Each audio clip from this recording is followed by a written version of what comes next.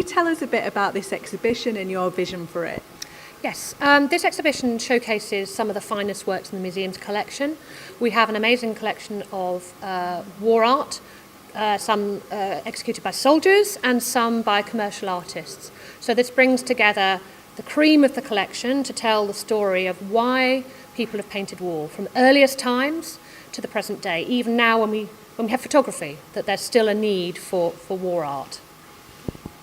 Okay, why, the redevelopment of this museum, why is the redevelopment so important?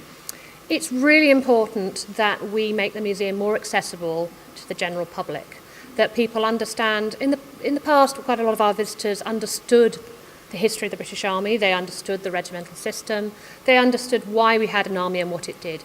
Today, people aren't as closely connected to the army, so it's important that we fill in those gaps, that we explain why the army exists and what it does. And it also says on the website that the vision of the museum is to change the way people think about the army and their relationship with it. How do you think the museum plans to do that? Well, I'm also a curator of the Society Gallery, and in particular that is trying to draw out those links between the general public and the army. The army fights in our name. The army fights so that we don't have to, and it's joining those dots so that people can see that it is their army, that they vote for where it's deployed through the governments that we vote for at the ballot box, that